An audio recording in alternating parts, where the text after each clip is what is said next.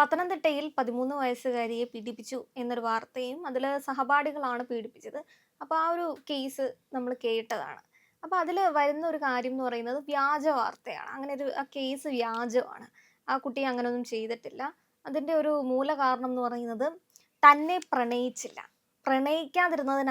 പ്രണയിക്കാത്തതിൻ്റെ പേരിൽ ആണ് ഇത്തരം ഒരു പക രൂപപ്പെടുന്നത്. അത് പിന്നെ ഓക്കെ, എന്നെ പ്രണയിക്കാത്ത ആള് ഇങ്ങനെ അങ്ങ് ജയിലിൽ കടന്നോട്ടെ എന്നൊരു തീരുമാനത്തിലേക്ക് ആ കുട്ടി എത്തുന്നതാണ്. പക്ഷെ ആ ഒരു പ്രായം നോക്കുന്ന സമയത്ത് പ്രണയത്തിൽ ഇങ്ങനെയൊക്കെ ഒരു പകയായി മാറുക, അങ്ങനെ ചിന്തിക്കാവുന്ന അല്ലെങ്കിൽ ആ തലത്തിലേക്കൊക്കെ മാറ്റപ്പെട്ടു. അതിലാ ഇപ്പം നമ്മൾ കാണുന്നത് ആസിഡ് ഉപയോഗിക്കുക, അല്ലെങ്കിൽ കൊലപ്പെടുത്തുക, അങ്ങനെ പല ഭയങ്കര ഭീകരമായ രീതിയിലാണ് ഈ പ്രണയ നൈരാശ്യം വരുന്ന കാമുകന്മാരെ കുറിച്ച് കണ്ട്. ഒരു കാമുകയെക്കുറിച്ച് നമ്മൾ കേട്ടിട്ടുണ്ട്. ആശ്രയിച്ചത്. ജ്യൂസിൽ വിഷം കലർത്തി സ്ലോ പോയ്സണിലായിട്ട് കാമുകനെ കൊന്നെ. പക്ഷെ 13 വയസ്സായ ഒരു പെൺകുട്ടി എന്ന് പറയുമ്പോൾ നമ്മൾ വിചാരിക്കും ഇന്നസെൻ്റ് ആണല്ലേ, ആ കുട്ടി അങ്ങനെയൊക്കെ ചെയ്യുമെന്ന്. പക്ഷേ കോവിഡ് നമ്മളുടെ ചിന്താധാരയെ തന്നെ മാറ്റിയിട്ട് കുട്ടികളുടെ കയ്യിൽ വളരെ സമയം മൊബൈൽ വന്നു. അവരെന്തൊക്കെ കാണുന്നു, എന്തൊക്കെ പ്രോഗ്രാംസ് കാണുന്നു, എന്തൊക്കെ തരത്തിൽ അവരുടെ മനസ്സ് മാറ്റിമറിക്കപ്പെടുന്നു എന്ന് അച്ഛനമ്മമാർക്ക് പോലും അറിയുന്നില്ല. അവർ കാണുന്ന കാര്യങ്ങൾ അവർ മനസ്സിൽ വിചാരിക്കുന്നു, എൻ്റെ ജീവിതത്തിൽ ഇങ്ങനെ വന്നിരുന്നെങ്കിലോ. സ്വയം ഒരു കാമുകനെ അവർ കണ്ടുപിടിക്കുന്നു, ആ കാമുകനുമായിട്ട് അവരെ സല്ലപിക്കുന്നു. അങ്ങനെ കാര്യങ്ങളൊക്കെ ചിന്തിച്ച് കഴിയുമ്പോഴാണ് പ്രാക്ടിക്കലായിട്ടും കൂടെ അങ്ങനെ വന്നാൽ കൊള്ളാമെന്ന് തോന്നുന്നത്. ആ ഒരു മനസ്ഥിതിയിലായിരിക്കും ഈ കുട്ടി സഹപാഠികളെ കാമുകൻ്റെ രീതിയിൽ കാണാൻ തുടങ്ങിയത്. പക്ഷെ അവർക്കത് താല്പര്യമുണ്ടായിട്ടുണ്ടാവില്ല. അപ്പോൾ പകയായി. പിന്നെ അടുത്തത് പോകുന്നപ്പോൾ അങ്ങനെ അവൻ ഇതാക്കണ്ട, എനിക്കൊരു മനപ്രയാസം ഉണ്ടാക്കിയിട്ട് അവൻ അങ്ങനെ സൂഹിച്ച് കഴിയണ്ട. അല്ലെങ്കിൽ ആ ആൺകുട്ടിക്ക് സഹപാഠിക്ക് വേറെ വല്ലവരുത്തായിരിക്കും താല്പര്യം. ഒന്ന് ആലോചിച്ച് നോക്കൂ. ഒരു കുഞ്ഞിൻ്റെ, ഒരു പുരുഷൻ്റെ അല്ലെങ്കിൽ ഒരു ആൺകുട്ടിയുടെ ജീവിതം, അവരുടെ വീട്ടുകാരുടെ ജീവിതം, നാട്ടുകാരുടെ ജീവിതം എങ്ങനെ മാറ്റിമറിക്കപ്പെട്ടു ഒരു പെൺമനസ്സ് കാരണമെന്ന് നമുക്ക് ചിന്തിക്കേണ്ടിയിരിക്കുന്നു. ആ കുട്ടിയുടെ കാര്യം ഒന്ന് ആലോചിച്ചു, ആ കുട്ടിയുടെ അമ്മയുടെ കാര്യം ഒന്ന് ആലോചിച്ച് നോക്കൂ, അച്ഛൻ്റെ കാര്യം ഒന്ന് ആലോചിച്ച് നോക്കൂ. ഇപ്പോൾ റിപ്പോർട്ടിൽ പറയുന്നത് ഇങ്ങനെയുള്ള പോക്സോ കേസുകൾ വാസ്തവ വിരുദ്ധമാണ്. അങ്ങനെ ഒരു കാര്യം നടന്നിട്ടില്ല. ഇപ്പോൾ പറഞ്ഞ പോലെ ഒരു ചതിയാണ് അല്ലേ. അങ്ങനെയാണ് എങ്കിൽ അത് അറസ്റ്റ് രേഖപ്പെടുത്തുകയില്ല, അല്ലെങ്കിൽ അറസ്റ്റ് രേഖപ്പെടുത്താതെ തന്നെ വിടുവാണെങ്കിലും അത് നടന്നിട്ടില്ല എന്നുള്ള രീതിയിൽ റിപ്പോർട്ട് ചെയ്യും. പക്ഷേ അത് വരുന്നത് വരെ ഒരു ദിവസം ഈ പയ്യനെ പോലീസ് സ്റ്റേഷനിൽ ഇരുത്തി ശരിക്കും കൊടിയ മർദ്ദനമാണ് ഏറ്റുവാങ്ങിയിരിക്കുന്നത്. നമ്മൾ കണ്ടല്ലോ, വീഡിയോയിൽ കാണുന്നുണ്ടല്ലോ, ആ കുട്ടിയുടെ കയ്യിൽ, ആ കുട്ടിയുടെ ചെവിയുടെ പുറത്ത് ഒക്കെ ഏറ്റിരിക്കുന്ന മർദ്ദനത്തിൻ്റെ പാടുകൾ നമ്മൾ കണ്ടതാണ്. വിവരിക്കുന്നുണ്ട് എന്തൊക്കെ തരത്തിലുള്ള പീഡനങ്ങളാണ് ആ കുട്ടി അനുഭവിച്ചിരിക്കുന്നതെന്നാക്കുന്നുണ്ട്. ശരിക്കും കോൺസെൻട്രേഷൻ ക്യാമ്പുകളിലൊക്കെ നടക്കുന്ന പോലെ നമ്മൾ കേട്ടിട്ടുള്ള കാര്യങ്ങളൊക്കെയാണ് ആ കുട്ടി അനുഭവിച്ചിരിക്കുന്നത്. ഒരു കേസ് അല്ലെങ്കിൽ അറസ്റ്റ് രേഖപ്പെടുത്തിയിട്ടില്ല, അല്ലെങ്കിൽ ഇതിൽ മേൽ നടപടിയില്ല എന്ന് പറഞ്ഞ് വിട്ടയച്ചാൽ ആ കുടുംബം സഹിച്ച കൊടിയ പീഡനത്തിനും മാനസിക വ്യഥയ്ക്കും പരിഹാരമാകുമോ? ഈ പെൺകുട്ടിയുടെ പേരിൽ എന്തെങ്കിലും വേണ്ടേ? നമ്മൾ രണ്ടുപേരും സ്ത്രീകൾ തന്നെയാണ്. പക്ഷേ സ്ത്രീകൾക്ക് അമ്മാനമാടാവുന്നതാണോ ഈ പുരുഷന്മാരുടെ ജീവിതം? ആതിര പറയൂ. ആതിരയ്ക്കും ഏകദേശം ചെറുപ്രായമാണ് ആതിരയ്ക്കും. പക്ഷേ അങ്ങനെ ഒരു കേസ് കൊടുത്ത് ഒരു പുരുഷനെയും അദ്ദേഹത്തിൻ്റെ കുടുംബത്തെയും അദ്ദേഹത്തെ സ്നേഹിക്കുന്നവരെയും തീരാ വ്യഥയിലാക്കാൻ വേണ്ടിയിട്ട് പെൺകുട്ടികൾ ഇങ്ങോട്ട് മുന്നോട്ട് വരികയാണെങ്കിൽ ആ നേരെയും കേസ് തിരിയണ്ടേ? ഈ പയ്യന് കേസില്ല, അറസ്റ്റ് വാറണ്ട് ഇല്ല, അറസ്റ്റ് രേഖപ്പെടുത്താതെ വിട്ടയച്ചാൽ മാത്രം മതിയോ? അവൻ അനുഭവിച്ച വേദനയ്ക്ക് വേദന എന്ന് പറഞ്ഞാൽ ഫിസിക്കൽ ആയിട്ടുള്ള വേദനയ്ക്ക് ഉത്തരം പറയും? അതിൻ്റെ പകുതിയെങ്കിലും ഈ പെൺകുട്ടിക്ക് കൊടുക്കണോ? കൊടുക്കണമെന്ന പക്ഷക്കാരിയാണ് ഞാൻ. അല്ല, തീർച്ചയായും ഇങ്ങനൊരു വാർത്ത ഉം. പുറത്തേക്ക് വരുന്നു. ഉം. സ്വാഭാവികമായും ഇവരുടെയൊന്നും പേര് വിവരങ്ങൾ നമ്മുടെ അടുത്തേക്ക് എത്തിയിട്ടില്ലെങ്കിലും ഉം. പത്തനംതിട്ടയിൽ ഇന്ന സ്കൂളിൽ ഇന്ന വിദ്യാർത്ഥികൾ എന്നൊക്കെ പറയുമ്പോൾ എല്ലാം അവിടെ ഉള്ളവർക്ക് കൃത്യമായിട്ട് അല്ല, അറിയായിരിക്കും. മാത്രമല്ല പലരുടെയും മനസ്സിൽ ചിന്തയുണ്ടാവും, അവനായിരിക്കുമോ ഇവളായിരിക്കുമോ. പേര് പറയാത്തതിൽ ഏറ്റവും വലിയ പ്രശ്നം, ആൾക്കാരൊരു ഗസ്സിങ് ഗെയിം തുടങ്ങും. ആ 10th സ്റ്റാൻഡേർഡ് 13 വയസ്സുമ്പോൾ 8th 7th ഒക്കെ ആയിരിക്കും അല്ലേ. ആ എയ്ത്ത് ആയിരിക്കും. 8th ആ ക്ലാസ്സിൽ ഇന്ന ഡിവിഷനിൽ ഇന്ന കുട്ടിയായിരിക്കുമോ, ഇങ്ങനെ കേട്ടിട്ട് ആ സ്ഥലത്തിൻ്റെ ഇത് നോക്കുമ്പോൾ ഇതായിരിക്കുമല്ലോ എന്നൊക്കെ നമ്മൾ ആകാംക്ഷയിൽ പലരെയും ഒരു വിധത്തിൽ ഇൻവോൾവ് അല്ലാത്തവരെയും കൂടെ നമ്മൾ ചിന്തിക്കാൻ തുടങ്ങും അല്ലേ. അതിനേക്കാട്ടിലൊക്കെ ഏറ്റവും ഭേദം ഇങ്ങനെ പെൺകുട്ടികൾക്ക് ഒരു ചിന്ത വരാണ്ടിരിക്കണമെങ്കിൽ ഇത് തിരിച്ച് ബൂമറാങ് പോലെ വീഴണം അല്ലേ. ഇപ്പം ഈ കുട്ടിക്ക് എന്താ, ഒന്നും ആ കുട്ടിക്ക് നഷ്ടപ്പെട്ടിട്ടില്ല. ആ കുട്ടിയുടെ പേരും പുറത്തേക്ക് വന്നിട്ടില്ല, വേറൊന്നും പറ്റില്ല. എന്നാൽ ആ പയ്യൻ ഇവള് വിചാരിച്ച പോലെ കൊടിയ പീഡനത്തിന് ഇരയാകുകയും ചെയ്തു ഉം. അല്ലേ. ഇവരുടെ കുടുംബത്തിന് എന്ത് പറ്റി? ഇവരുടെ കുടുംബം ഒന്ന് കയറി ഇറങ്ങി നടക്കണോ പോലീസ് സ്റ്റേഷനിൽ, പെണ്ണിൻ്റെ കുടുംബം? വേണോ? എന്നാലല്ലേ ഇനി ഇങ്ങനെയുള്ള ചിന്തകൾ പെൺകുട്ടികളുടെ മനസ്സിലുണ്ടാവാതിരിക്കുകയുള്ളൂ. എന്തിന് മീ ടു എന്ന് പറയുമ്പോൾ മീ ടു എന്ന് പുരുഷനും പറയാൻ പറ്റണം. അല്ല എവിടുന്ന് ആ ഒരു ചിന്ത കിട്ടി എന്നുള്ളതാണ്. പൊതുവെ ഇപ്പൊ തനിക്കൊരാളെ ഇഷ്ടമാണ്. ഉം, ആ ഉം. ആള് തന്നെ ഇഷ്ടപ്പെടുന്നില്ല, അല്ലെങ്കിൽ ആൾ തന്നെ പ്രണയിക്കുന്നില്ല എന്ന് വരുമ്പോഴേക്കും എങ്ങനെയാണ് ഈ കുട്ടികളുടെ മനസ്സിലേക്ക് എന്നാൽ പിന്നെ ഇവരെ ഇല്ലാതാക്കാൻ പറ്റിയൊരു കാര്യം എന്ന് പറയുന്നത് ഈ മീ ടു ആണ്. ഉം. അപ്പൊ അതെങ്ങനെ അവരുടെ മൈൻഡിലേക്ക് എത്തിച്ചു? അതിലാ പറഞ്ഞത് ഈ ചാനൽ ഈ ടി.വി നമ്മൾ കാണുന്ന മൊബൈലിൽ കാണുന്ന പല ആപ്പുകളും ഞാനൊരു ദിവസം രാത്രി എന്തോ നോക്കിക്കൊണ്ടിരിക്കുമ്പോൾ അതിലേക്ക് പൊങ്ങി വന്ന വീഡിയോ ഒരു സൈറ്റ് ഓപ്പൺ ആയിട്ട് വരികയാണ് സോളിസിറ്റിംഗ്. കേട്ടോ എനിക്ക് അത്രയും ഇതിൽ പറയാൻ പറ്റുള്ളൂ. 2 ദിവസം എനിക്കത് വന്നുകൊണ്ടേയിരുന്നു. പിന്നെ അത് വന്നില്ല കേട്ടോ. അപ്പം അങ്ങനെയുള്ള സ്ഥലങ്ങളിൽ ഇടപെടാനായിട്ടും ഇവർക്ക് പറ്റുന്നുണ്ട്. ഞാനതിൽ ഇൻവോൾവ് അല്ല. പെട്ടെന്ന് ഇങ്ങനെ ക്ലിക്ക് ചെയ്തപ്പോൾ എൻ്റെ ഇതിലേക്ക് വരികയാണ്. സോളിസിറ്റ് ചെയ്തുകൊണ്ട് ആരാണെന്ന് അറിയുന്നില്ലല്ലോ. അങ്ങനെയുള്ള കാര്യങ്ങൾ നമ്മൾ അച്ഛനമ്മമാരുടെ അടുത്ത് പോയി നോക്കാം. എന്താണെന്നിങ്ങനെ നോക്കും. പ്രത്യേകിച്ചും 13 വയസ്സെന്നൊക്കെ പറഞ്ഞാൽ ഈ പൊട്ടുന്ന ഒരു പ്രായം പോലെയാണ്. അച്ഛനമ്മമാർക്കും പേടിയാവും. എങ്ങോട്ടേക്കാണ് ഇവർ തിരിയാന്നറിയില്ലല്ലോ. ഇങ്ങനൊരു നോട്ടം നോക്കി അച്ഛനമ്മയും പേടിച്ച് മുട്ടുവിറച്ച് ഓടിപ്പോകും. ശരിയല്ലേ? അപ്പം അങ്ങനെയുള്ള സാഹചര്യത്തിൽ ഇങ്ങനെയുള്ള സൈറ്റുകളിൽ നിന്നായിരിക്കും ഇതിനുള്ള എന്താണ് വിവരവും അല്ലെങ്കിൽ എങ്ങനെ പ്രതികരിക്കണം എന്നൊക്കെ കിട്ടുന്നത്. അതെന്ന് പറയുന്ന പ്രായത്തിൽ കൂടുതൽ ശാരീരികമായും മാനസികമായും നമ്മുടെ പെൺകുട്ടികൾ വളർന്നു കഴിഞ്ഞു. ആൺകുട്ടികളും വളർന്നു കഴിഞ്ഞു. അത് എങ്ങനെ കൺട്രോൾ ചെയ്യാൻ പറഞ്ഞാൽ കൺട്രോൾ ചെയ്യാൻ പറ്റാത്തൊരു സാഹചര്യത്തിലേക്കാണ് പോകുന്നത്. ഇത് റെലവൻ്റ് ആയതുകൊണ്ട് ഞാൻ പറയുകയാണ്. 13 ഒന്നുമല്ല 20 വയസ്സിന് മുകളിലുള്ള കുട്ടികൾ താമസിക്കുന്ന ഒരു ഹോസ്റ്റൽ. ഞാനത് പറയാനായിട്ട് ആഗ്രഹിക്കുന്നു. രാത്രി 10:45 മണിക്ക് എൻ്റെ കാറിൻ്റെ ടയറിൻ്റെ പഞ്ചർ നോക്കാൻ വേണ്ടിയിട്ട് ഇവിടെ തന്നെ നമ്മുടെ സ്റ്റുഡിയോന് തൊട്ടടുത്തുള്ള ഒരു സ്ഥലത്താണ് കാണിക്കുന്നത്. അവിടെ പോയി പഞ്ചർ ചെക്ക് ചെയ്യാനായിട്ട് പോകുന്ന സമയത്ത് ആ റോഡിൽ വിജനമാണ് കേട്ടോ.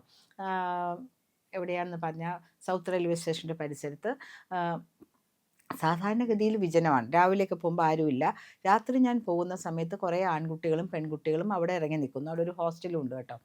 ഇറങ്ങി നിൽക്കുന്നു, റോഡിൽ ഇറങ്ങി. ഇതെന്ത് രാത്രി 10:45 മണിക്കൊക്കെ ഇങ്ങനെയെന്ന് മനസ്സിൽ വിചാരിച്ചിട്ട് പോയി.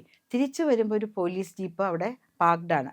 എയർ ചെക്ക് ചെയ്ത് തിരിച്ചു വരുമ്പോൾ ഞാൻ വേഗം പോലീസ് ജീപ്പിൻ്റെ അടുത്ത് കാർ കൊണ്ട് നിർത്തുന്നു. സർ, തൂഫാൻ ഇപ്പം ഇതിലാണോ, ചെക്കിങ്ങിലാണോ? തൂഫാനും മറ്റു പല കാര്യങ്ങളും എന്ന് ആ ഓഫീസേഴ്സ് പറഞ്ഞു. പോലീസ് ജീപ്പ് കണ്ടിട്ട് കുറച്ച് പെൺകുട്ടികളുടെ ഉള്ളിലേക്ക് കയറി പോകുന്നുണ്ട്. പക്ഷേ അപ്പോഴും ഈ ആൺകുട്ടികളും പെൺകുട്ടികളും പുറത്ത് തന്നെ നിൽക്കുകയാണ്. They are not bothered. എന്തെങ്കിലും പറഞ്ഞാൽ സദാചാര പോലീസിങ്ങായി. അവരെന്താണ് എക്സ്ചേഞ്ച് ചെയ്യുന്നതെന്ന് അറിയില്ല. അത് കഴിഞ്ഞ് ഞാൻ വരുമ്പോൾ ഗിരിനഗർ പ്രദേശങ്ങളിൽ ആൺകുട്ടികളും പെൺകുട്ടികളും ഇവിടെ വിവരിക്കാൻ പറ്റാത്ത അവസ്ഥയിൽ ഒരു അമ്മ എന്ന നിലയിൽ എനിക്ക് വിവരിക്കാൻ പറ്റാത്ത സാഹചര്യത്തിൽ ഞാൻ കണ്ടു. സിനിമകളിൽ പോലും കാണാത്ത രംഗങ്ങളാണ് മോളെ ഞാൻ അന്ന് അവിടെ കണ്ടത്. ഞാൻ പറയുന്നത് മിനിഞ്ഞാന്ന് നടന്ന കാര്യമാണ് ഈ പറയുന്നത്. എറണാകുളം സിറ്റിയിൽ പലപ്പോഴും എറണാകുളം സൗത്ത് കൗൺസിലർ എന്ന നിലയിൽ ഞാൻ ആ ഭാഗങ്ങളിൽ കണ്ട കാര്യങ്ങൾ, ഗിരിനഗർ, ഗാന്ധിനഗർ, പനമ്പള്ളി നഗർ ഭാഗങ്ങളിൽ രാവിലെ കാണുന്ന കാര്യങ്ങൾ രാത്രി കണ്ടപ്പോൾ എനിക്ക് വല്ലാത്തൊരു അസ്വസ്ഥത തോന്നി. എന്ത് ധൈര്യത്തിലാണ് ഈ പെൺകുട്ടികളെ, ആൺകുട്ടികളെയും സിറ്റിയിലേക്ക് അയക്കുന്നത്?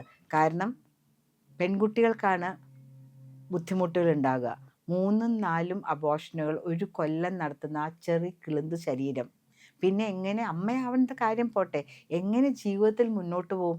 എന്തുമാത്രം അവരുടെ യൂട്രസ് സംബന്ധമായ അസുഖങ്ങളാണ് അവരെ കാത്തിരിക്കുക എന്ന് നമുക്കറിയോ? അപ്പോൾ ഓരോ അമ്മമാരും അച്ഛന്മാരും മക്കൾ എവിടെയുണ്ട് എന്ന് അവർക്ക് ദേഷ്യം വരുമായിരിക്കും. എന്നാലും വിളിച്ച് അന്വേഷിക്കാൻ ബാധ്യസ്ഥരാണ്. അവിടെ ഏത് ഹോസ്റ്റലിൽ താമസിക്കുന്നു?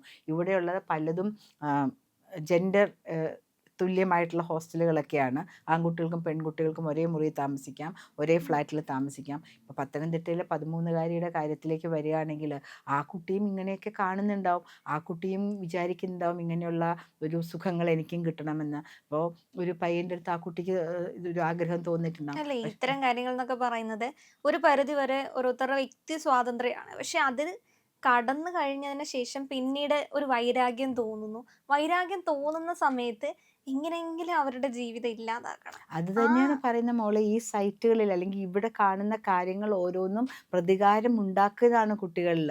ആ പ്രതികാര ഇച്ഛയിലാണ് ആ കുട്ടി ആൺകുട്ടിയെ ട്രാപ്പ് ചെയ്യാനായിട്ട് നോക്കിയത്. ആ കുട്ടിയുടെ അച്ഛനും അമ്മയും ഇതൊന്നും അറിഞ്ഞിട്ടില്ലേ? ഈ പെൺകുട്ടിയുടെ അച്ഛനും അമ്മയും അറിഞ്ഞിട്ടില്ലേ? ഒരു ആൺകുട്ടിക്കെതിരെ കേസ് കൊടുക്കുന്ന സമയത്ത് ചൈൽഡ് ലൈനിലാണ്, അതായത് സ്കൂളിൽ ചൈൽഡ് ലൈൻ പ്രവർത്തകർ വന്നപ്പോൾ അവരോടാണ് ഈ കുട്ടി മനസ്സാദ്യം തുറന്നിരിക്കുന്നത്. അവരെയാണ് പോലീസിനെ അലേർട്ട് ചെയ്തിരിക്കുന്നത്. ഒരു ഒരു ചെറുക്കനെ പിടിച്ച് വലിച്ചു കൊണ്ടുപോകുന്നതിന് മുമ്പ് ആ വീട്ടിലിരുന്നൊന്ന് ചിന്തിക്കാനുള്ള ഒരു ബാധ്യത പോലീസ് ഓഫീസർക്ക് ഇല്ലേ? ഒരു ഇരയെ കിട്ടിയ പോലെ ഞങ്ങൾ എന്തോ ചെയ്തു എന്നും പറഞ്ഞ് കൊണ്ടുപോകുന്നതിന് മുമ്പ് ഈ ചൈൽഡ് ലൈൻ പ്രവർത്തകരോ സൈക്കോളജിസ്റ്റോ എന്തെങ്കിലും വന്നിരുന്ന് ആ പയ്യനോടൊന്ന് സംസാരിച്ചാൽ തന്നെ മനസ്സിലാവുമല്ലോ. അവനിതിലൊന്നും ഇൻവോൾവ് അല്ലാന്ന്. അവനെയും കൊണ്ടുപോയി ഹരാസ് ചെയ്ത് ഞങ്ങൾ ഒരു ക്രിമിനലിനോടെന്ന പോലെയാണ്. Criminal in the sense that ഒരു കൊലപ്പുള്ളി എന്നാലും ചെയ്യാൻ പാടില്ല എന്നാണ് നമ്മുടെ ന്യായവ്യവസ്ഥയിൽ പറയുന്നത്. ഫിസിക്കലായിട്ട് ഇടിക്കാനോ അടിക്കാനോ ഒന്നും പാടില്ല എന്ന്. ഒരു ഇരയെ കിട്ടിയ മട്ടിലാണ് ഇവർ പോയിട്ട് പെരുമാറിയിരിക്കുന്നത്. ആ ആൺകുട്ടിക്കും ഈ പെൺകുട്ടിക്ക് പ്രതികാരം തോന്നിയ ആൺകുട്ടിക്കും ന്യായവ്യവസ്ഥയിൽ സ്വന്തം അഭിമാനം നിലനിർത്താനുള്ള ചാൻസ് ഇല്ലേ? ആ കുട്ടിക്കും ഈക്വൽ റൈറ്റ് ഇല്ലേ? അപ്പം ഇത് ചെയ്തിട്ടുണ്ടെങ്കിൽ ആ ഉദ്യോഗസ്ഥന്മാരും തീർച്ചയായിട്ടും അവരുടെയൊക്കെതിരെയും കേസ് വേണം. ആദ്യമായിട്ട് കള്ളക്കേസ് കൊടുക്കുന്ന പെൺകുട്ടികൾക്കെതിരെ നീതിന്യായ വ്യവസ്ഥയിൽ നടപടിക്കാനുള്ള നിയമം ഏറ്റവും വേഗം കൊണ്ടുവരണം. അല്ലാണ്ട് ഒരു കളിപ്പാട്ടമായിട്ട് വെച്ചിരിക്കുക പുരുഷന്മാരെ, അല്ലേ? എനിക്ക് ആവശ്യമുള്ള കാര്യം കിട്ടിയില്ലെങ്കിൽ അതൊരു മുട്ടായി കഷ്ണമായിട്ട് അയാൾ എനിക്ക് മുട്ടായി എന്നാൽ കിടക്കട്ടെ ഒരു പോക്സോ കേസ്. എന്നെ സ്കൂട്ടറിൽ കൊണ്ടുപോയില്ല, ഞാൻ നടന്നു പോകുമ്പോൾ അവൻ സ്കൂട്ടറിൽ പോയി സ്കൂളിലേക്ക്, എന്നാൽ കിടക്കട്ടെ ഒരു പോക്സോ കേസ്. തോന്നുന്ന കാര്യങ്ങൾക്കൊക്കെ പെൺകുട്ടികൾക്ക് അമിതമായ അധികാരം കൊടുക്കുന്ന ആൺകുട്ടികളുടെ മേത്ത് കൊടുക്കുന്നതായി മാറുന്നു.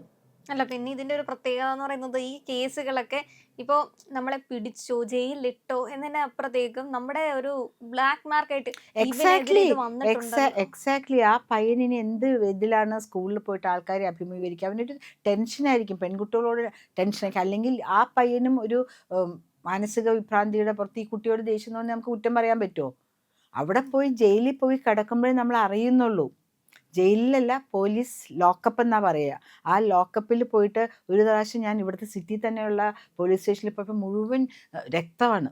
അപ്പം ഞാൻ ചോദിച്ചത് എന്താണിതെന്ന് ചോദിച്ചു. അപ്പം ഞാൻ അതല്ല, ഇങ്ങനെ ആക്സിഡൻറ്റ് കേസൊക്കെ വരുമ്പോൾ മാഡം അതിൽ നിന്നുള്ള രക്തമാണെന്ന് പറഞ്ഞ് അവർ നൈസായിട്ട് എന്നെ ഉരുവിട്ടു. പക്ഷേ I was shocked as a journalist, as a senior person. I was shocked to see so many blood stains on the walls കേട്ടോ. അപ്പം അങ്ങനെ അനുഭവിച്ച ആ ആൺകുട്ടിയുടെ ജീവിതം എന്തായിരിക്കും?